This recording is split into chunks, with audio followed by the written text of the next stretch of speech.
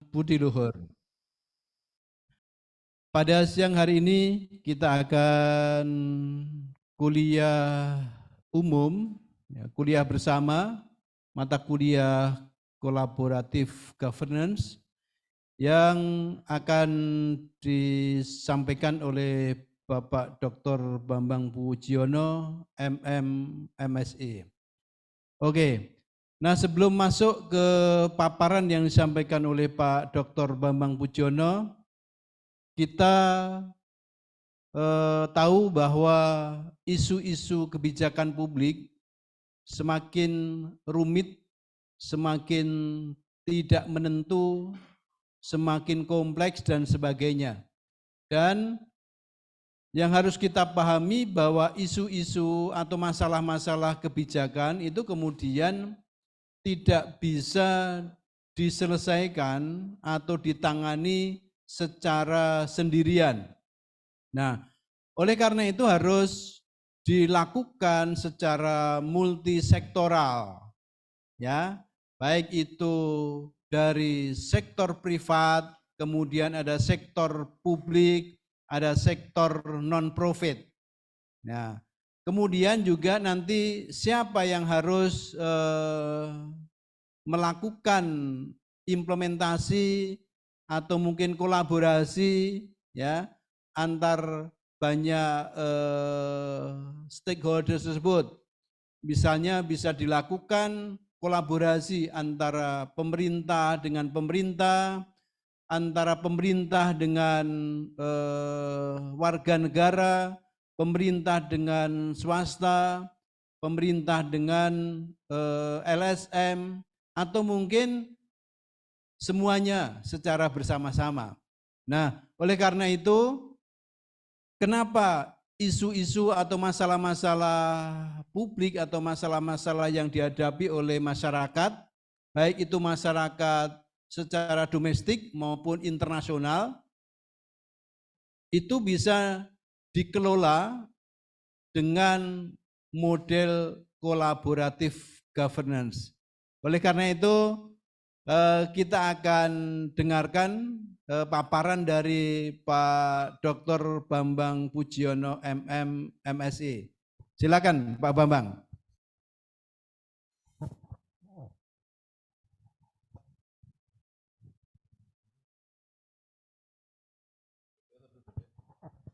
Oke, baik, terima kasih Pak Rusdianta. Selamat pagi teman-teman mahasiswa dimanapun Anda berada yang tergabung dalam open class ya. Terima kasih sekali bahwa di pagi yang cerah ini kita bisa secara fisik ada di ruang laboratorium diplomasi yang sejuk ya, cerah cuacanya. Kemudian juga teman-teman yang kebetulan ada secara apa bilangnya Mas? Secara online ya, mengikuti aturan secara online. Salam sehat selalu. Oke, seperti yang disampaikan oleh Bapak Dr. Rusdianta tadi bahwa ada isu yang sangat menarik ketika kita bicara dalam konteks administrasi publik ya. Jadi kolaboratif governance ini adalah ilmunya administrasi publik. Kebetulan saya dan Pak Rusdianta itu juga menekuni ilmu ini. Jadi kami berniat bahwa kita mencoba untuk berbagi ya, paling tidak berbagi pengetahuan ya, syukur-syukur nanti pengetahuan yang saya bagi pada teman mahasiswa atau siapapun yang mengikuti acara ini, itu nanti bisa menjadi bekal untuk mempraktikkan bagaimana berkolaborasi. Jadi tadi sudah disinggung bahwa ketika masalah publik itu begitu kompleksnya, ya, masalah publik itu kompleks, penyelesaiannya tidak bisa dilakukan secara sendiri, maka mau tidak mau harus berkolaborasi. Nah, siapa yang berkolaborasi? Ternyata di sana ada 3 pilar, ada pemerintah, kemudian ada swasta, kemudian ada komunitas. Nah, kemudian untuk bisa kita tahu bahwa kolaborasi itu mengapa penting sih. Jadi sebenarnya nilai pentingnya itu sudah jelas ketika kita bicara bahwa masalah itu kompleks. Masalah itu masalah bersama. Jadi bukan masalah yang diklaim sepihak, misalnya masalah pemerintah juga bukan, atau masalah swasta juga bukan, atau masalah komunitas juga bukan. Jadi masalah yang akan dipecahkan, apakah itu nanti wujudnya penyelesaiannya berupa kebijakan tertentu, kemudian setelah kebijakan dibuat tentunya juga akan diimplementasikan. Nah, semua itu butuh kolaborasi. Nah, jadi yang pertama pentingnya di situ. Jadi pemerintah nggak sanggup menyelesaikan masalah publik sendiri, apalagi masyarakat, apalagi swasta. Nah, kalau kita tarik ke belakang, ya kita tarik jauh ke belakang bahwa sebelum lahir kolaboratif governance ini sebenarnya ada banyak paradigma ya di dalam ilmu administrasi publik itu. Jadi kalau kita ambil yang paling tua itu namanya OPA ya, Old Public Administration. Jadi seluruh aktivitas publik ya, apa kita bicara manajemen publiknya atau kita bicara kebijakannya, itu yang aktor yang paling dominan di sana adalah negara. Jadi semua ditentukan oleh negara, kemudian masyarakat itu tinggal menerima. Masyarakat tinggal menerima ya tergantung apa yang dilakukan oleh negara. Ya. Nah, dari tahapan apa dalam tahapan atau di masa old administration ya, old public administration atau OPA itu semua bergantung pada birokrasi. Nah, semua mesinnya itulah birokrasi, yang menjalankan aktivitas publik itu birokrasi. Nah, tapi apa yang terjadi? Nah, ternyata birokrasi itu gagal untuk mewujudkan tujuan dari pemerintah untuk mensejahterakan publik, ceritanya seperti itu. Artinya ada kritikan, kemudian muncul ada kritikan, kemudian muncul masa ya atau paradigma bahwa oh kalau perlu harus diganti dengan yang lain. Nah, diganti yang lain dengan apa? Nah, dimunculkan ada namanya New Public Administration juga ada. Jadi di masa itu sebenarnya sudah banyak konsep ya atau teori yang dipinjam dari ilmu lain. Ya tentunya yang paling kental di zamannya adalah zaman scientific management ya, manajemen ilmiah. Jadi sebenarnya sudah mencoba menerapkan prinsip-prinsip ya konsep atau teori dari apa yang kepunyaan orang manajemen sudah dicoba dipraktekkan. Tapi faktanya juga belum berhasil. Karena apa yang dominan perintah. Nah, tidak berhasilnya itu barangkali kita juga bisa melihat bahwa kebutuhan ya atau keinginan masyarakat atau publik itu begitu kompleks ya. Ya sehingga dengan keterbatasan yang ada sehingga pemerintah nggak sanggup. Nah, kemudian berikutnya lagi ada yang namanya New Public Management.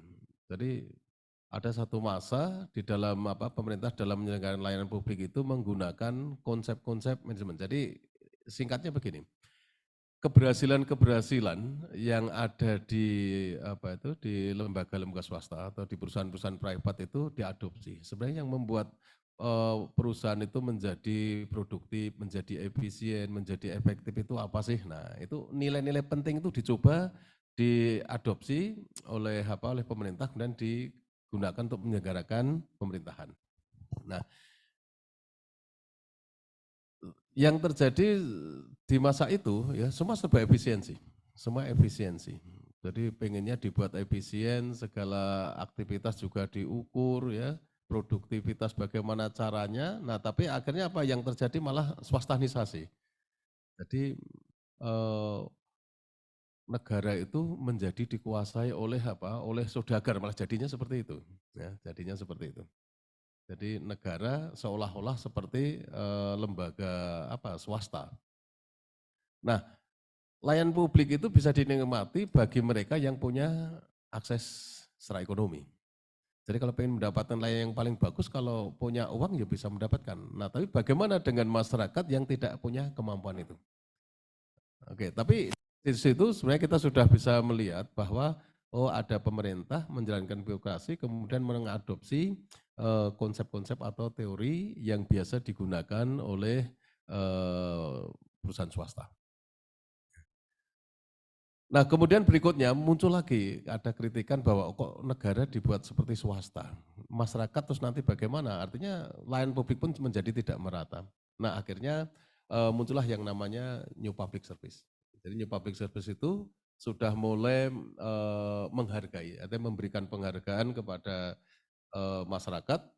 Ya, masyarakat itu harus diberdayakan. Masyarakat harus dilibatkan di dalam penyelenggaraan pemerintahan. Nah, kenapa masyarakat harus dilibatkan? Ya kita tahu bahwa masyarakat itu punya kontribusi besar ya di dalam apa? Di dalam pemerintahan. Jadi masyarakat juga membayar pajak, masyarakat juga membayar retribusi ya. dan kesemuanya itu nanti bisa dikelola oleh pemerintah untuk membiayai pembangunan salah satunya. Ya. Nah dari situ apa keterlibatan atau partisipasi masyarakat itu sudah kelihatan. Makin ke sini itu makin ada lagi ya, mungkin Anda pernah dengar yang namanya sound governance. Jadi sebuah kebijakan atau sebuah implementasi kebijakan ya, itu juga harus mendengarkan aktor-aktor internasional. Nah saya yakin kalau Anda kebetulan prodinya ilmu HI mungkin lebih paham keterkaitannya bagaimana negara dengan dunia internasional, dengan lembaga-lembaga internasional dan seterusnya itu. Nah yang menarik adalah ketika kita bicara collaborative governance itu letaknya di mana? Jadi dari masa old public administration, kemudian ada new public management, kemudian ada new public service, bahkan sampai yang nanti ada sound governance itu di sana sudah mulai terlihat adalah semangatnya bagaimana mengelola pemerintahan itu dengan cara yang lebih baik. Ya. Jadi bagaimana birokrasi pemerintah itu kita bilang instrumennya adalah birokrasi. Bagaimana birokrasi itu bisa menyelenggarakan ya tugas fungsinya untuk memberikan layanan pada publik itu secara optimal sehingga kesejahteraan masyarakat itu bisa sampai. Nah sehingga ketika masa-masa itu ya ini collaborative governance itu sebenarnya perkembangan dari misalnya mulai kita tahu misalnya dulu ada yang namanya untuk membuat efisiensi ada namanya reinventing governance. Untuk membuat efisiensi namanya ada restrukturisasi. Macam-macam lah konsep-konsep yang dikenalkan di zaman New Public Management itu. Nah ditambah ketika New Public Service itu harus melibatkan masyarakat untuk terlibat di dalam pemerintahan, makanya pilar di dalam penyelenggaraan pemerintah itu akhirnya menjadi 3, yang paling terlihat menjadi 3. Jadi ada pemerintah, kemudian ada swasta, masyarakat. Nah sehingga apa yang namanya collaborative governance seperti tadi disampaikan oleh Pak Rusdi bahwa satu sisi kita melihat bahwa kompleksitas itu terjadi dalam kehidupan kita. Kemudian pemerintah menyadari tidak mampu. Pemerintah juga menyadari bahwa swasta pun juga bisa berkontribusi dalam tata kelola pemerintahan. Dan bahkan masyarakat pun juga bisa berkontribusi di sana. Nah sebenarnya kalau kita penet awalnya itu sebenarnya di situ. Nah sehingga ketika kita bicara kolaborasi itu apa sih? Konsep sederhananya bahwa ada satu aktivitas yang melibatkan 3 pilar tadi, minimal pemerintah, swasta, masyarakat, untuk menyelenggarakan pemerintahan. Nah, menyelenggarakan pemerintahan itu bisa dalam konsep dalam hal kebijakan atau menyelenggarakan layanan publik. Jadi dalam ilmu publik itu kan ada 2 hal penting yang menjadi kajian, satu urusan kebijakan publik, kemudian yang satunya kita bicara bagaimana menyelenggarakan layanan publik. Nah sehingga dengan konsep kolaboratif governance itu diharapkan kita hanya berharap bahwa tata kelola pemerintahan itu menjadi lebih baik. Nah sekarang kan Anda bisa melihat bahwa masalah-masalah yang kompleks, masalah-masalah yang dikategorikan bisa diselesaikan dengan menggunakan kolaborasi itu yang seperti apa sih? Contoh sederhana misalnya banjir. Banjir itu nggak mungkin diselesaikan oleh pemerintah sendiri, nggak mungkin. Jadi butuh swasta, butuh masyarakat.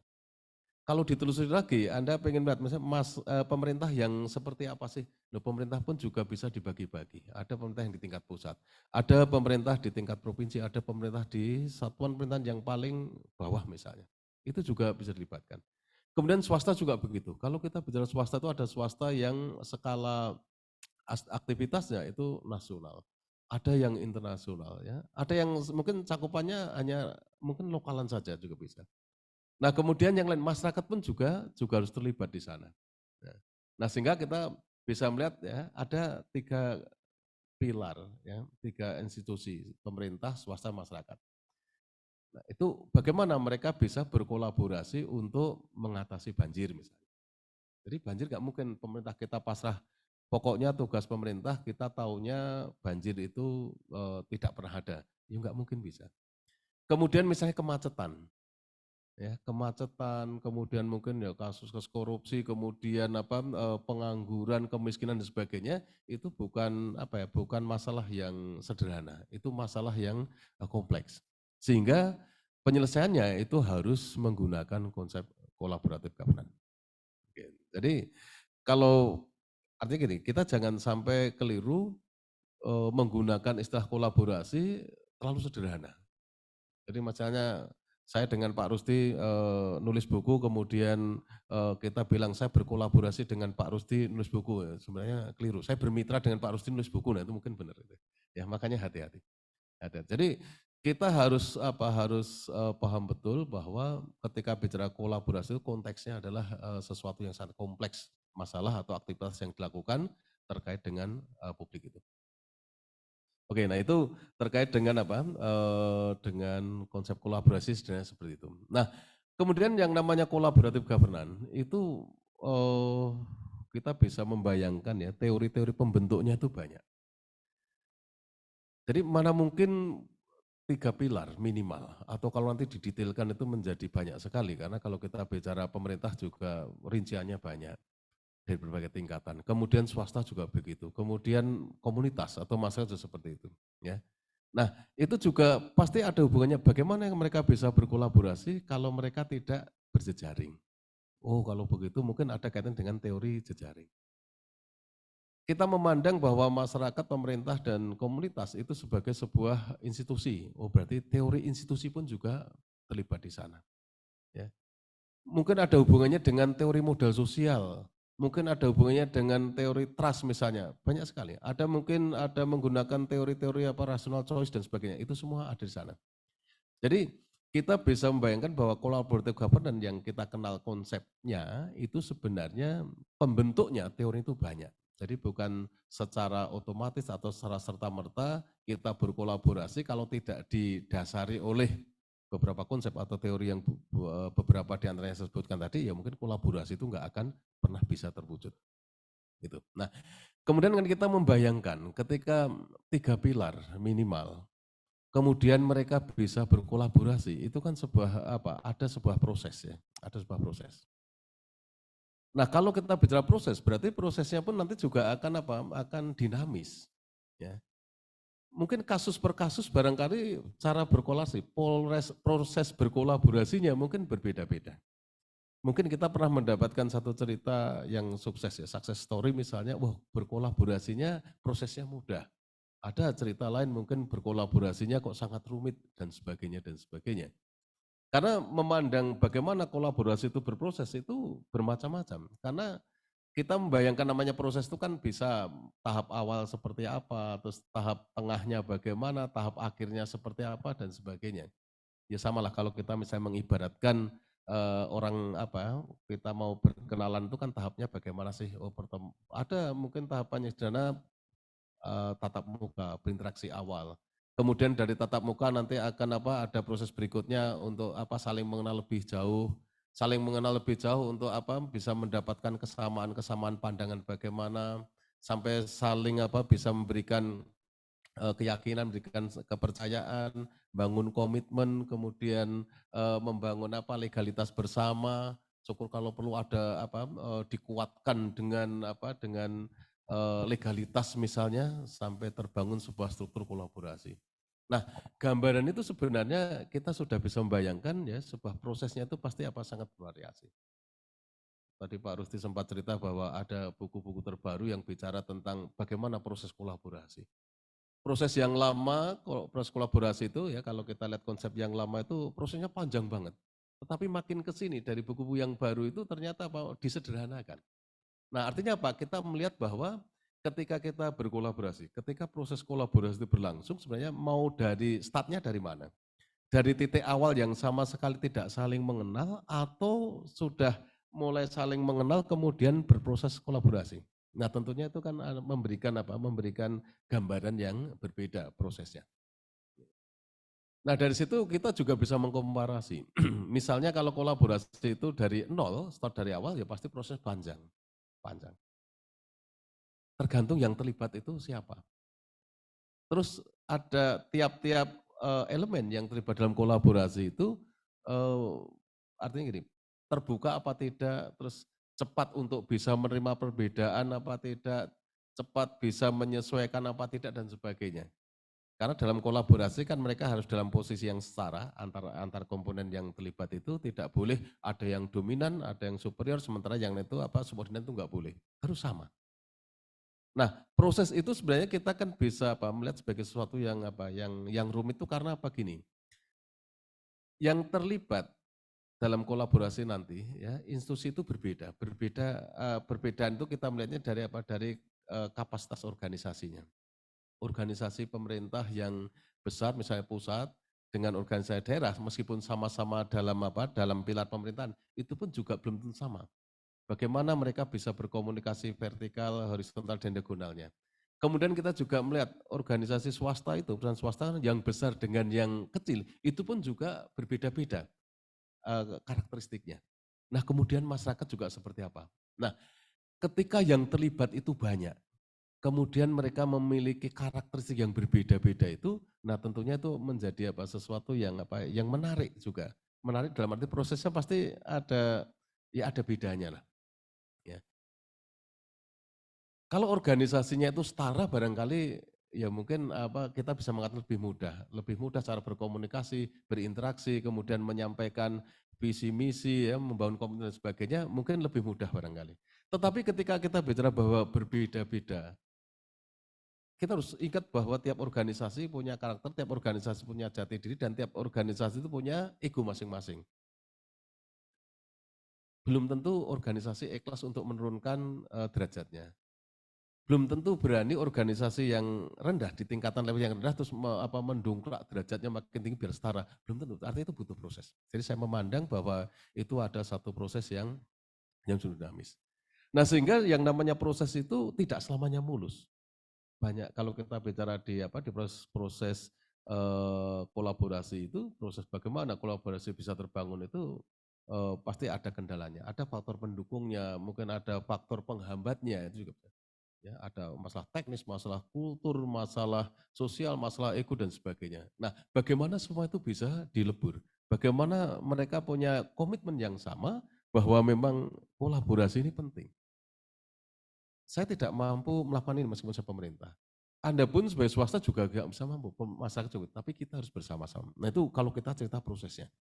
Nah itu nanti kalau bicara proses itu banyak ahli yang sudah menawarkan ya bagaimana proses kolaborasi itu. Nah kemudian kita kan berpikir, ketika yang terlibat itu banyak, pertanyaannya adalah apakah semua aktor, apakah semua pilar yang mewakili pilar pemerintah, swasta, kemudian komunitas, itu harus dilibatkan di dalam kolaborasi. Nah akhirnya banyak yang mencoba menawarkan misalnya, oh kalau perlu di mapping stakeholdersnya. Jadi tidak semua harus dilibatkan ya dengan asumsi kalau semua dilibatkan itu nanti apa rame prosesnya itu kelamaan banyak gaduhnya mungkin banyak konfliknya tetapi mungkin tidak segera realisasi kolaborasinya cepat terbangun strukturnya terbangun terus nanti langsung kerjanya apa aktivitas kolaborasinya ya terlalu lama. Nah, akhirnya apa dicoba untuk disederhanakan proses itu ya dengan mapping stakeholder dengan asumsi kalau yang terlibat itu benar-benar ya bagian dari pilar pemerintah, swasta atau masyarakat yang benar-benar punya kepentingan langsung dengan masalah yang mau diselesaikan. Nah, caranya bagaimana? Ya, ada banyak konsep yang diberikan, salah satunya dari si P. Ondi itu dia punya konsep begini. Kita bisa memetakan ya, melakukan mapping stakeholders itu yang akan kita ajak kolaborasi itu berdasar 3 hal. Jadi ada lembaga itu punya kepentingan apa tidak sih? Lembaga itu punya pengaruh apa tidak? Lembaga itu punya power apa tidak?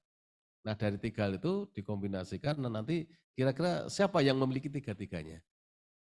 Ya. Nah kalau yang beli tiga-tiganya, otomatis nanti ya dari unsur pemerintah bisa, unsur swasta juga bisa, masa juga bisa, itu nantilah yang akan menjadi stakeholders yang utama. Nah berarti mereka yang punya dari 3 poin tadi mungkin 2, ya punya 2 di antara 3 itu mungkin nanti mungkin ya lapis 2. Atau dari 3 komponen yang dipenuhi ternyata dia hanya punya 1, mungkin hanya supporting yang bagian luar. Nah sehingga kalau kita pengen membuat mapping kira-kira seperti itu. Nah ini asumsi apa? Kalau yang terlibat dalam stakeholders yang terlibat itu benar-benar yang memiliki pengaruh, memiliki kepentingan dan memiliki power di situ, otomatis dialah yang akan terlibat langsung di dalam kolaborasi. Jadi jumlahnya mungkin lebih sedikit. Secara kapasitas mereka ya mungkin pas diajak diskusi, diajak buat kesepakatan dan sebagainya mungkin mereka lebih siap. Nah yang lainnya itu ya supporting saja gitu. Nah ini menandakan begini bahwa kompleksitas masalah itu yang terlibat untuk menyelesaikan ternyata juga banyak ya, berlapis-lapis. Oke, jadi itu salah satu cara untuk apa? Untuk memangkas proses yang tidak begitu lama dan seterusnya. Belum lagi nanti hambatan secara fisik yang jauh misalnya. Ya, kalau sekarang sudah lumayan lah, artinya ada di era teknologi ini, ketika ada dukungan teknologi, secara fisik barangkali jauh, tetapi aktivitas proses berkolaborasi bisa berlangsung ya, karena mereka kan butuh komunikasi, butuh koordinasi, ya, butuh kerjanya nanti seperti apa kan bisa bisa dikomunikasikan menggunakan teknologi. Nah, kalau sekarang itu ada bantuan seperti itu. Nah, itu terkait dengan apa? Dengan prosesnya.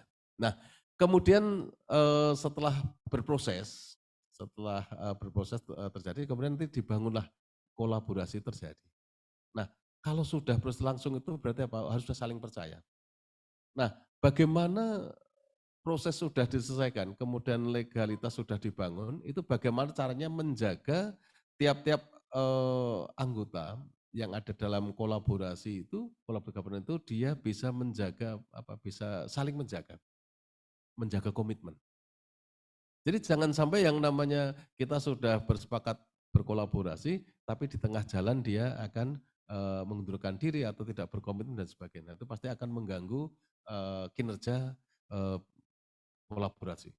Jadi pasti akan mengganggu kinerjanya. Oke, jadi itu kita saya sampaikan pada Anda bahwa prosesnya itu rumit. Jadi wajar yang terlibat banyak, masalah yang diselesaikan juga kompleks, kemudian problemnya pun juga rumit, prosesnya pun juga rumit. Gitu. Nah, jadi kolaborasi nggak sederhana ya. Oke. Nah, kemudian setelah kita tahu prosesnya, tentunya kita akan lihat ya, kita kira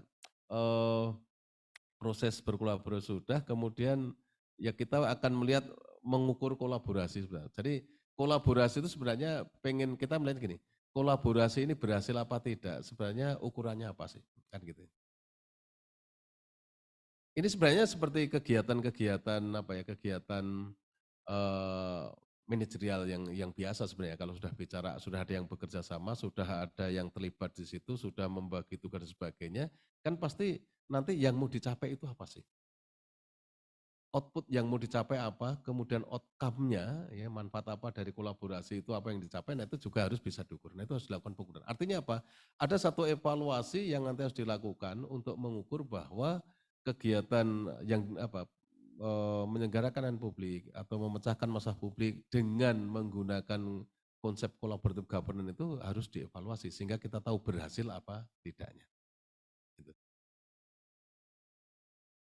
Nah, yang lebih penting dari kolaborasi ini tidak hanya sebatas bahwa masalah terselesaikan atau layanan publik itu bisa diselenggarakan dengan baik, tetapi bagaimana yang namanya collaborative governance itu bisa meningkatkan kapasitas pihak-pihak yang diajak bekerja sama tadi, yang diajak berkolaborasi tadi. Jadi kita melihatnya bahwa nanti tiap-tiap itu saling memberi. Ya, saling memberi, saling terjadi pertukaran sumber daya di situ, ya. Sehingga ada peningkatan kapasitas. Ya boleh yang meningkat itu pengetahuannya juga oke. Yang meningkat itu keterampilan kerjanya juga boleh, ya. Atau mungkin dua-duanya juga terjadi di sana. Jadi kolaborasi itu kalau kita lihat dari apa sih sebenarnya yang mau didapatkan dengan kolaborasi, ya artinya di situ ternyata tempat untuk belajar, tempat untuk berbagi, ya. Tempat untuk berbagi sehingga mereka saling mengisi dan itu pun juga kita bisa saling menyadarkan bahwa oh ternyata yang besar ini butuh yang kecil pun juga tidak selamanya butuh tergantung pada yang besar tetapi ternyata bisa bersama-sama untuk menyelesaikan masalah yang kompleks gitu. Nah, kemudian dari keberhasilan itu terus nanti akan muncul begini. Sebenarnya ada konsep bagaimana model kolaboratif governance yang dipandang berhasil itu yang seperti apa? Akhirnya kan begitu. Ya. Jadi kalau nanti Anda sempat baca-baca literatur, ya mudah-mudahan Anda semangat karena saya yakin ini ilmu yang tidak biasa bagi Anda ya, bagi teman-teman HI, ini ilmu yang luar biasa menurut saya, artinya ada di luar gitu ya. Jadi kalau Anda telusuri, Anda baca review, nanti Anda akan ketemu beberapa model yang sudah dikembangkan oleh pakar-pakar collaborative governance sehingga dia bisa menentukan bahwa kolaboratif governance berhasil itu yang seperti apa sih. Jadi yang contoh sederhana misalnya begini, kalau kita lihat nah ini seperti yang Anda lihat di sini. Jadi kita lihat punya Weber ya. Jadi kita melihat bahwa tiap-tiap aktor yang terlibat, ya tiap-tiap aktor yang terlibat di dalam kolaborasi, ya. Ini ada pemerintah, tadi kan ada pemerintah, ada swasta, kemudian ada masyarakat ya. Mereka punya fungsi masing-masing. Nah, bagaimana tiap-tiap fungsi itu diintegrasikan? Nah, bagaimana tiap-tiap fungsi itu diintegrasikan? Berarti apa? Mereka harus bisa menjalin hubungan itu baik secara vertikal, horizontal, bahkan secara diagonal.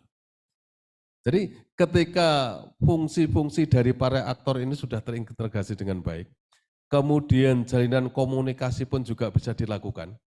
Kemudian mereka bisa berkomunikasi vertikal, bisa horizontal, kemudian terbangun kemitraan dengan baik, ya berarti itulah model yang sederhana kalau kita mengatakan bahwa kolaboratif governance berhasil itu seperti itu. Konsepnya sederhana, enak gitu ya. Tapi ketika kita sudah nanti berhubungan dengan bagaimana para aktor yang terlibat, ya, fungsi-fungsi yang harus dikontribusikan seperti apa, kemudian bagaimana mereka berkomunikasi tadi secara vertikal, horizontal, dan secara diagonal tadi, itu menjadi ya sesuatu yang menarik untuk dikaji gitu. Ya. Oke, ini ada satu model Weber dan seterusnya. Nah, kemudian ada Ansel dan Guest. Nah, dia memandang bahwa keberhasilan sebuah kolaborasi itu komplit ya, dijelaskan dari awal sampai akhir itu, bahwa keberhasilan itu tidak hanya dijelaskan dari hasil akhir yang mau dicapai itu apa, tetapi mulai proses dari depan itu ya secara utuh itu digambarkan oleh Pak Ansel ini. Jadi model kolaboratif Ansel dan Guest itu dia mulai pertama itu dia mencoba untuk melihat bahwa awal dari kolaborasi itu seperti apa. Jadi kondisi awal bagaimana harus diketahui. Jadi kita, ada satu kondisi yang konteksnya berbeda. Kita mau berkolaborasi itu dengan melihat kondisi awalnya seperti apa. Jadi kita harus tahu dulu gambaran awal ya, problem yang mau dipecahkan dengan menggunakan konsep collaborative governance seperti apa. Nah, kalau kita tahu dari awal, kita mengetahui dari awal, otomatis bisa memetakan apa saja sih yang dibutuhkan, problem apa yang sebenarnya ada itu seperti apa, nah semua itu harus tergambar di awal. Nah, jadi singkatnya kalau kita bicara di konsepnya Ansel Guest itu, nah kenalilah yang di awal ini seperti apa kondisi ini. Ya. Jadi kita harus tahu, nah kalau kita udah tahu persis dari awal, otomatis kita ngerti yang kita butuhkan itu apa sebenarnya. Jadi kalau misalnya kita mau memecahkan berkolaborasi untuk memecahkan kemacetan di Jakarta, ya wajar lah harus cari informasi yang berhubungan dengan penyebab kemacetan. Kemacetannya itu dari kapan sampai kapan, kemacetan itu apa penyebabnya khususnya. Nah semua itu harus diketahui. Ya. Jadi ini untuk menghindarkan bahwa kita memecahkan sesuatu itu hanya secara parsial. Jadi kalau memecahkan hanya sebagian saja otomatis masih menyisakan banyak masalah sehingga masalah itu tidak akan terpecahkan. Jadi kalau menggunakan konsep collaborative governance berarti kita harus menemukan masalah itu secara utuh ya, semua harus ditemukan, semua harus dirinci, semua harus digali, penyebabnya apa, sebab akibatnya nanti seperti apa. Nah, baru nanti kita akan menentukan. Nah, ini mau dipecahkan dengan menggunakan kolaboratif yang seperti apa. Nah, artinya ini bagian penting ketika kita bicara kondisi awal ini harus dipetakan, harus dikenali ya. Nah, kemudian nanti berikutnya ini proses ya. Sebelumnya Pak Rusti. Jadi proses tadi yang saya ceritakan proses itu kalau Pak Ansel dan Ges ini proses ini dari yang rumit tadi ceritanya seperti ini ya. Jadi ketika kita bicara proses kolaborasinya ini juga akan menentukan ya. Proses kolaborasinya pun nanti juga akan apa? Akan menentukan. Ya. Jadi tadi apakah sebuah proses itu akan sederhana kan enggak? Ceritanya kan bermacam-macam. Ini proses yang menurut saya sangat dinamis ada di sini. Nah, kalau nanti sudah berhasil, nanti ya udah kolaborasi akan terjadi. Ya. Tapi jangan lupa di sini apa dimunculkan oleh si Pak Ansel itu di sini pentingnya apa? Kepemimpinan. Jadi kepemimpinan itu menjadi sesuatu yang sangat penting dalam kolaborasi. Ya. Artinya ketika tadi yang dilibatkan pilarnya itu ada swasta, ada masyarakat, kemudian ada pemerintah. Nah, kepemimpinan harus muncul di situ. Kepemimpinan kan tidak selamanya harus pemerintah yang memimpin, nggak harusnya. Jadi juga yang muncul menjadi pemimpin di situ mungkin swasta dan sebagainya. Ya. Yang menginisiasi, kemudian yang bisa menggerakkan, kemudian yang bisa menyatukan, yang bisa mengendalikan, ya, yang bisa mempengaruhi dengan sumber-sumber power yang dimiliki itu siapa, sehingga apa kegiatan itu nanti apa leadership akan muncul di sini. Ya, gitu. Nah, kemudian di sana juga dibutuhkan bahwa desain kelembagaannya nanti seperti apa. Ya. Dan ini harus dijelaskan bahwa harus jelas misalnya hitam putihnya itu seperti apa sih? Ya blueprint misalnya nanti cara bekerjanya bagaimana, siapa yang akan terlibat nanti siapa ya. Kemudian mungkin aturan-aturan main yang harus dibuat itu bagaimana, transparansinya nanti seperti apa, nah itu semua harus jelas ya. Nah, setelah kolaborasi terbangun, ya strukturnya terbangun, otomatis nanti terus outcome-nya juga akan terlihat. Nah, ini kalau kita melihat salah satu model yang lain ya, model collaborative governance punya Pak Ansel dan Gestu kira-kira seperti ini. Ya. Nah, ini gambaran dari ahli yang lain lagi. Nah, kemudian ada lagi ahli yang lain lagi. Ini ada Ratner ini ya. Nah, dia itu juga melihat bahwa dia harus menentukan, ya, mencoba menentukan dia akan merencanakan tindakan kolaboratif itu apa.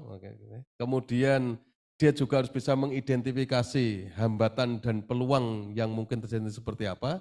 Kemudian strategi yang perlu didapatkan untuk saling mempengaruhi itu bagaimana. Nah, di sini yang bisa kita lihat adalah bahwa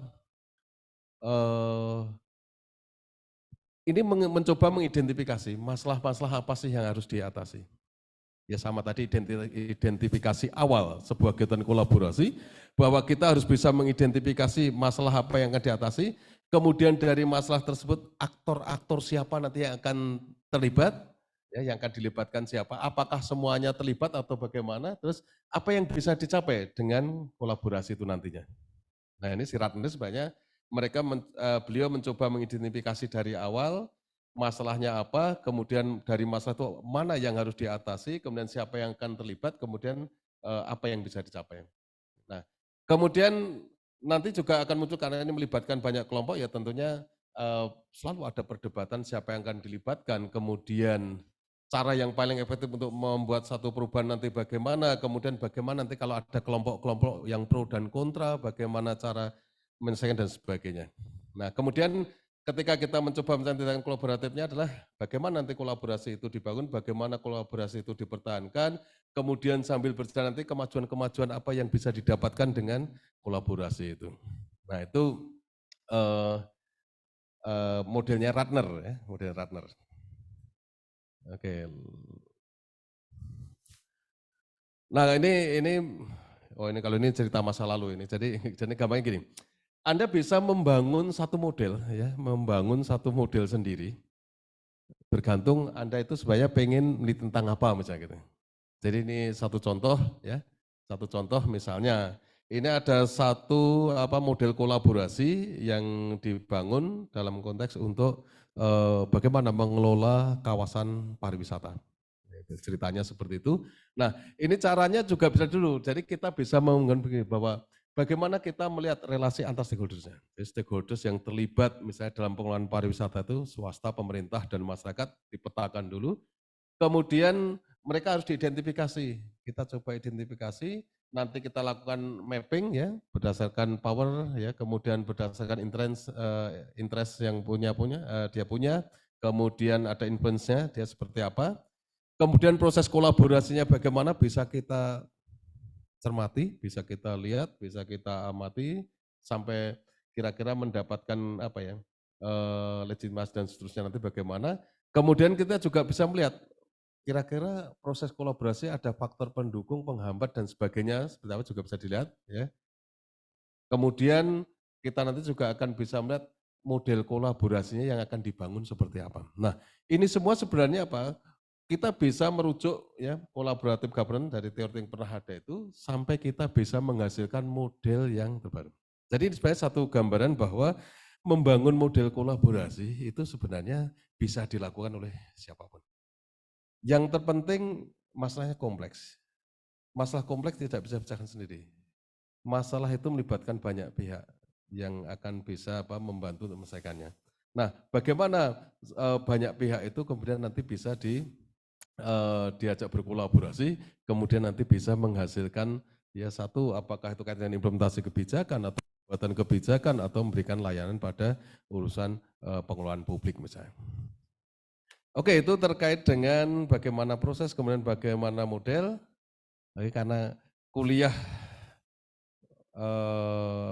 kuliah open class ini kebetulan materinya ya saya batasi sampai di situ karena nanti untuk nextnya pasti akan ada di materi-materi yang selanjutnya. Nah kemudian apa yang bisa kita dapatkan, pelajaran apa yang menarik yang bisa kita dapatkan dari collaborative governance adalah dari collaborative governance itu teori yang mengakomodasi ya yang terkait antara paradigma dalam publik. Jadi collaborative governance tadi, kalau dari awal saya sampaikan bahwa ada kaitannya dengan perkembangan old public administration, kemudian ada new public management, ada new public service, bahkan sampai ke sound governance. Kemudian collaborative governance ini yang menjadi kajian menarik dalam penggunaan publik, tapi tidak tertutup kemungkinan untuk ilmu Anda. Jadi saya melihat bahwa ketika teman-teman itu belajar ilmu HI, kemudian sound governance itu lebih dekat dengan ilmu Anda. Nah ketika mau Anda gunakan ini misalnya untuk bagaimana berkolaboratif governance di dalam mengatasi masalah apa di misalnya perbatasan. Artinya konteksnya tetap masalah internasional, tapi kolaboratif governance bisa digunakan. Ya. Oke, kemudian ini sangat tepat untuk muatan teknologi publik dalam konteks kehidupan masyarakat negara demokratis. Nah ini karena sudut pandangnya keilmuan saya, ya, administrasi publik, ya otomatis saya pasti melihatnya ini sangat tepat untuk menguatkan terminologi administrasi publik. Jadi dulu kan ada satu perubahan dari administrasi negara kemudian berubah ke administrasi publik. Jadi dengan adanya kolaboratif governance ini semakin menguatkan bahwa terminologi publik itu nempel di dalam administrasi itu memang tepat. Oke, mungkin itu yang konsep umum. Mudah-mudahan pendekatannya konseptual dan ada contoh praktisnya dikit itu bisa memberikan tambahan pengetahuan buat Anda yang hadir di ruang ini ataupun yang ada di ruang virtual. Oke, barangkali itu yang bisa saya sampaikan, mudah-mudahan bermanfaat. Saya kembalikan lagi pada Pak Rustianto. Terima kasih. Oke, terima kasih Pak Bambang atas paparannya. Jadi kita sudah mendengarkan mulai dari paradigma administrasi publik, ya, terus kemudian konsep collaborative governance, apa itu collaborative governance, kemudian prosesnya bagaimana, aktornya siapa saja, isu-isunya, sampai kepada model-model collaborative governance. Ya. Nah, untuk selanjutnya para mahasiswa dipersilakan untuk bertanya atau mungkin memberikan tanggapan atas apa yang disampaikan oleh Pak Bambang Pujiono, karena beliau ahlinya, ya, ahli collaborative governance. Silakan adik-adik mahasiswa.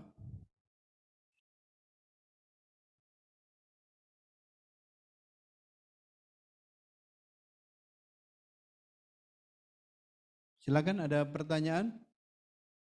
Kalau nggak ada, saya mulai dari chat di Zoom dulu.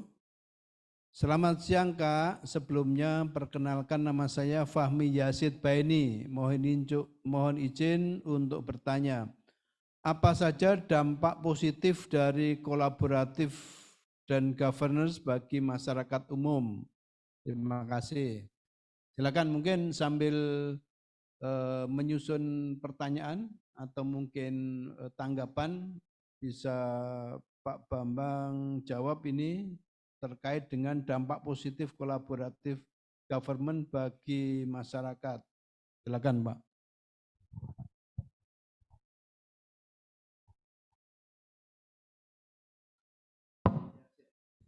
Terima kasih Pak Rusti. Terima kasih Mas Fahmi ya atas pertanyaannya. Jadi apa saja sih dampak positif dari kolaboratif governance bagi masyarakat umum? Kalau kita memposisikan diri sebagai masyarakat umum, artinya sebagai penonton ya, yang melihat bagaimana kegiatan kolaboratif governance itu dilakukan, ya tentunya kita akan melihat, mudah-mudahan bisa melihat secara langsung atau bisa merasakan hasil yang lebih nyata kalau kegiatan kolaboratif governance yang dilakukan itu memang beri manfaat. Jadi contohnya kalau misalnya kita tahu misalnya, wah ada kolaboratif governance yang dilakukan, melibatkan pemerintah, swasta, kemudian masyarakat dalam mengatasi masalah banjir di Jakarta misalnya. Nah masyarakat umum itu ya tinggal nunggu hasilnya. Ya. Manfaat apa sih yang didapatkan dari kegiatan tadi ya kita merasakan hasilnya. Jadi kita jadi nggak kebanjiran. Jadi banjir pun mulai ya ada banjir tetapi banjir itu tidak sampai merugikan masyarakat, tidak merugikan dalam arti menimbulkan kerugian material maupun non material pada masyarakat. Itu yang terlihat kalau kaitannya dengan masalah. Nah, kalau kaitannya dengan memberikan layanan pada publik ya otomatis kita itu akan mendapatkan publik yang lebih baik dari kegiatan kolaboratif governance tadi. Gitu.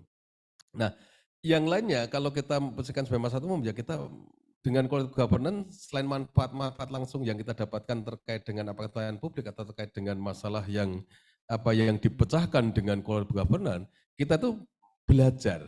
Jadi terus terang saja bahwa ada yang quality governance itu ya kita menjadi orang yang belajar bahwa oh ternyata masalah-masalah besar ini tidak bisa dipecahkan sendiri oleh pemerintah sehingga butuh kolaborasi. Makin menyadarkan kita, yang beri pengetahuan pada kita bahwa masyarakat itu dibutuhkan. Masyarakat itu bukan objek, masyarakat itu bukan klien, masyarakat itu bukan customer, tapi masyarakat itu citizen. Jadi kita itu sebagai warga yang benar-benar dihargai dan benar dilibatkan. Jadi kebetulan ya alamnya demokratis, kemudian masyarakat itu bukannya sebatas pelengkap, dilibatkan kalau hanya sekedar kalau pas ada musim pemilu, musim kampanye atau apa, tetapi benar-benar dilibatkan dalam kegiatan collaborative governance misalnya untuk menyelesaikan masalah-masalah yang memang besar dan kompleks. Nah, jadi sisi positifnya ya kita pasti mendapat pengetahuan tentang bagaimana bahwa collaborative governance itu indah, bahwa collaborative governance itu penting, bahwa collaborative governance itu memang ya semacam formula yang paling tepat saat ini untuk menyelesaikan masalah-masalah yang begitu kompleks. Kalau yang dirasakan langsung ya kita dari kegiatan kolaboratif kalau hasilnya tercapai kita mendapatkan sesuatu ya sebagai outputnya atau sebagai outcome dari hasil dari kegiatan governance itu. Oke. Nah tapi juga harus perlu disadari bahwa collaborative governance juga punya sisi lemahnya ya. Sisi lemahnya itu begini. Kita melihat tadi bahwa proses yang melibatkan banyak pihak, prosesnya rumit, ya kadang nunggu-nunggu kapan aktivitas kolaborasinya kalau nunggu begini terus itu. Kayaknya prosesnya rumit dan seterusnya. Kayaknya nunggunya lama, nanti sampai kita nunggu waktu lama enggak batasan waktu proses itu kapan selesai terus nanti waduh keburu masalahnya itu membuat kita menjadi kena dampaknya makin luar biasa. Nah, mungkin ada satu lemahnya di situ. Kemudian ketika kolaborasi berlangsung pun yang namanya koordinasi itu ternyata juga sulit untuk dilakukan. Artinya meskipun formula kolaboratif governance itu bagus, tetapi pas giliran ketika kita bisa di sisi koordinasinya antar mereka, itu pun juga ternyata sulit juga gitu loh. Ya. Oke, tapi paling tidak ini ada satu konsep yang bagus lah. Karena kalau kita bicara good governance sendiri, tata kelola itu kalau good governance ya, pola good governance kan mau tidak mau juga mengadopsi nilai-nilai apa yang biasa dipraktekkan dalam good governance, ya, tata kelola yang baik. Artinya ada transparansi, ada akuntabilitas, ada kesamaan, ada keadilan, ada demokrasi dan sebagainya. Nah, artinya apa? Dengan mempraktikkan ya atau membawa konsep-konsep itu dalam collaborative governance, otomatis bahwa gambaran bagaimana kerja secara baik itu juga di situ. Masyarakat mendapat nilai itu, diajari itu. Oh harus kolaborasi, oh ada kesamaan, ada transparansi, ada akuntabilitas, ada keterbukaan. Nah itulah secara umum kita akan mendapatkan pengetahuan-pengetahuan yang dipraktikkan. Gitu. Itu Mas Fahmi, mudah-mudahan menjawab. Terima kasih.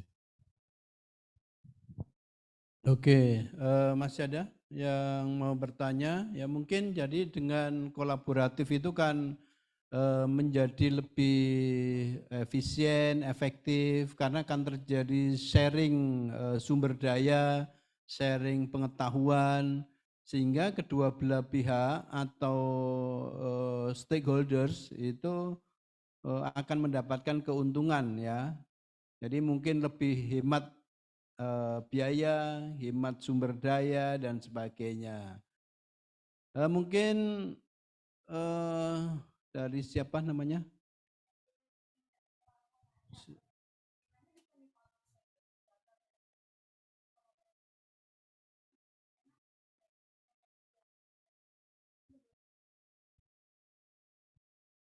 Oke, silakan Pak Bambang untuk memberikan tanggapan. Oke, baik Mbak Binda. Jadi kalau misalnya ada masalah besar yang mau dipecahkan, kemudian pemecahannya menggunakan collaborative governance. Kemudian ternyata collaborative governance itu gagal untuk memecahkan masalah itu. Nah, terus apakah dibubarkan? Ya. Tanggung jawab moralnya sebenarnya kalau sudah berkolaborasi, itu pasti dia akan mengupayakan yang semaksimal mungkin ya, karena semua akan terukur, semua yang akan dilakukan itu sebenarnya sudah didetailkan. Ya, jadi masalahnya ini apa, kemudian masalah ini penyelesaiannya nanti akan apa saja, artinya dia akan sudah menetapkan beberapa alternatif yang dimunculkan bersama, dibahas bersama, kemudian nanti yang akan dipilih yang mana, seperti dalam teori pengambilan keputusan itu. Nah, kemudian memilih salah satu di antara alternatif yang sudah diusulkan tuh dengan berbagai pertimbangan. Misalnya baik secara teknis nanti bagaimana, secara administratif seperti apa, secara politisnya bagaimana. Nah, kalau semua itu nanti sudah diputuskan, diambil sebuah keputusan, kemudian diimplementasikan, ya sudah diimplementasikan berarti nanti terus dijalankan seperti apa, terus dievaluasi hasilnya seperti apa. Nah, untuk mengukur keberhasilan di dalam administrasi publik itu atau dalam manajemen publik itu tidak seperti kalau kita mengukur di dalam organisasi privat. Kalau organisasi privat itu kan kalau gagal rugi udah pecat ganti. Tapi kalau publik nggak seperti itu. Artinya selain ukuran bahwa outputnya nanti tercapai semua apa tidak, yang dilihat juga adalah bagaimana proses kolaborasi terjadi, bagaimana partisipasi masyarakat terjadi, bagaimana pemberdayaan antar massa terjadi. Itu juga menjadi sebuah ukuran keberhasilan. Jadi inilah memang yang agak beda ketika kita membuat satu ukurannya.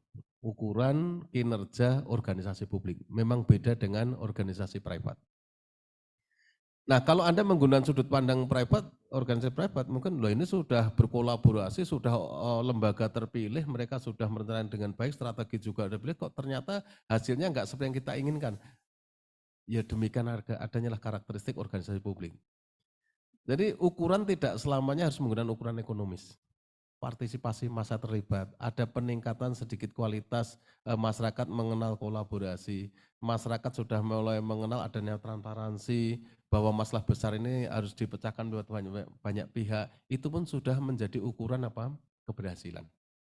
Jadi mungkin kalau Anda orang ekonomi mungkin melihatnya wah terus kapan berhasilnya gitu ya. Tapi itulah publik. Jadi ukuran organisasi publik atau collaborative governance yang melibatkan banyak pihak itu memang tidak selamanya harus seperti ukuran di dalam ilmu ekonomi ya. Tetapi bagaimanapun juga saya memandang positif bahwa collaborative governance itu pasti yang dilakukan pasti juga akan menggunakan prinsip-prinsip atau mengadopsi ya, nilai prinsip atau sistem yang biasa digunakan di dalam ekonomi misalnya atau organisasi privat misalnya karena privat kan terlibat di sana sehingga yang dilakukan itu pasti sesuatu yang terbaik. Memang agak sulit seperti tadi saya sampaikan ketika berproses tadi ya. Organisasi swasta punya ego karena punya kapasitas yang berbeda. Masyarakat karakteristiknya pun juga berbeda. Logikanya sebenarnya nggak mungkin. Logikanya itu kayaknya maksud sih kalau Anda organisasi yang multinasional atau organisasi yang berskala internasional kemudian mau berkolaborasi dengan saya yang hanya LSM kecil-kecilan di kampung. Kan belum tentu mau. Menurunkan derajat yang luar biasa. Tetapi semangat collaborative governance itu kan kita menyadari bahwa masalah yang dipecahkan itu masalah bersama. Kan bukan masalah yang misalnya masalah swasta atau saya pemerintah. Saya tidak melibatkan masyarakat kan nggak apa-apa, saya bermitra dengan swasta, nanti namanya menjadi kemitraan, kan gitu. Nah tapi kalau misalnya ini masalahnya kayaknya masalah urusan pemerintah, swasta nggak dilibatkan, masyarakat nggak dilibatkan, ini hanya pemerintah tingkat pusat, pemerintah provinsi, daerah, ini kan hanya bicara masalah koordinasi, kan gitu. Oh ternyata ini hanya kerjasama antar daerah, daerah A dengan daerah B, kerjasama antar daerah di dalam menyelesaikan masalah apa. Kan judulnya cuma kerjasama antar daerah. Tapi kalau kita bicara kolaborasi itu semua terlibat. Nah berarti ukuran yang akan digunakan ketika aktivitas kolaborasi itu nanti dilakukan ya tentunya memandang dari sudut pandang publik juga ada memandang dari sudut private. Artinya apa? Bahwa ukuran efektif, efisien juga akan terjadi, produktivitas mungkin juga akan diukur, tetapi mungkin ukurannya tidak seketat kalau kita bicara di ukuran organisasi private misalnya. Makanya tadi gambarannya sedikit ada peningkatan kualitas pelayanan udah oke. Sedikit ada tambahan masyarakat yang terlibat di dalam berpartisipasi menyelesaikan masalah publik tadi itu pun sudah menjadi salah satu indikator pencapaian yang bagus itu. Jadi gitu. Nah kalau tidak tercapai apakah dibubarkan ya itu tergantung kesepakatan. Makanya di dalam proses kolaborasi itu kan mulai dari tahap inisiasi, kemudian pengenalan, kemudian menyampaikan ide-ide apa sebenarnya mau disepakati, kemudian tujuannya arahnya kemana, semua itu dibuatkan ya buku hitam blueprintnya ya kesepakatan seperti apa, kemudian nanti ada kesepakatan ditandatangani apa yang dilakukan, batas-batas seperti apa, dibangun strukturnya, kemudian legitimasinya nanti bagaimana, nah itu semua kan dilakukan. Nah itu artinya semua disepakati di situ. Ya, makanya prosesnya tadi ada yang cepat, ada yang agak lama, karena beda tadi di situ.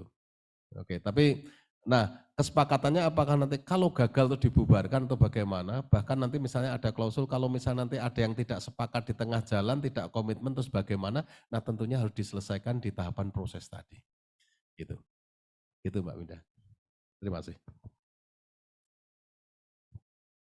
Oke, masih ada lagi? Mungkin masih ada enggak?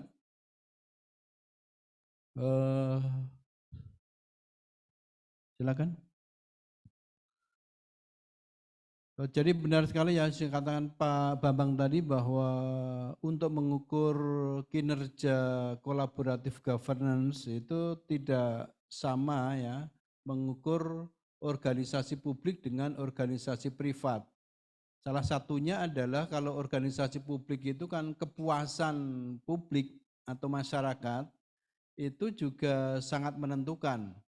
Mungkin secara laba atau keuntungan mungkin tidak untung ya, tetapi publik puas gitu ya. Nah, itu juga salah satu indikator ya, indikator bahwa kinerja pemerintah atau kinerja organisasi publik itu berhasil. Termasuk juga tadi apakah organisasi publik, pemerintah misalnya ya, itu kemudian memberikan peluang untuk partisipasi masyarakat misalnya. Nah itu juga masyarakat kan berarti kan semakin demokratis masyarakatnya. Nah itu juga menjadi ukuran. Terus kemudian di dalam masyarakat kan tidak terjadi keterbelahan misalnya ya jadi kohesivitas sosialnya itu meningkat. Nah itu juga menunjukkan keberhasilan. Jadi tidak semata-mata cost and benefit dalam perusahaan swasta gitu ya. Jadi itu kira-kira. Nanti bisa adik-adik baca misalnya bukunya atau artikelnya McNamara itu ya, ukuran keberhasilan suatu kolaboratif governance itu ya misalnya dinamika organisasi ya, apakah ada nilai-nilai yang berbeda di antara stakeholders misalnya, terus kemudian tujuan-tujuan, waktu, kemudian juga keterlibatan publik, ya, kemudian juga ada dukungan staf dan sebagainya. Tadi juga disebutkan Pak Bambang tentang proses organisasional. Jadi antara pihak-pihak yang kolaborasi itu apakah ada ketimpangan kekuasaan enggak? Karena dalam kolaborasi itu seharusnya balance ya, gitu ya. Terus kemudian juga resolusi konfliknya seperti apa dan sebagainya. Terus kemudian di dalam manajemen tadi juga sudah misalnya trust ya, terkait dengan trust, legitimasi, kemudian juga social capital gitu ya. Nah, itu menjadi ukuran dalam manajemen. Ya.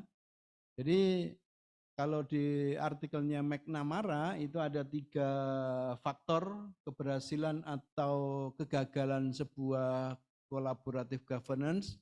Yang pertama adalah dinamika organisasi, yang kedua proses antar organisasi, dan yang ketiga itu adalah manajemen. Nah tadi kalau belum berhasil bagaimana dievaluasi? Jangan-jangan hanya karena masalah hambatan waktu, gitu ya. Karena kalau di dalam kolaborasi tadi dikatakan Pak Bambang itu bukan waktunya bukan pendek. Kalau kerjasama pendek waktunya, tapi kalau kolaborasi itu adalah jangka panjang. Gitu. Silakan, itu tambahan saya. Ada pertanyaan?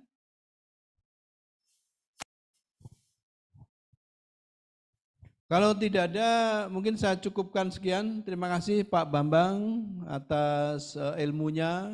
Mudah-mudahan membawa mahasiswa kita untuk menambah menambah wawasan dan perspektif baru ya di dalam kebijakan publik maupun hubungan internasional. Karena kolaboratif governance tidak hanya di kebijakan publik, tapi juga di dalam kolaboratif governance atau tata kelola dunia gitu ya. Saya kira itu, terima kasih. Assalamualaikum warahmatullahi wabarakatuh. Sampai jumpa kembali. Salam Budi Luhur.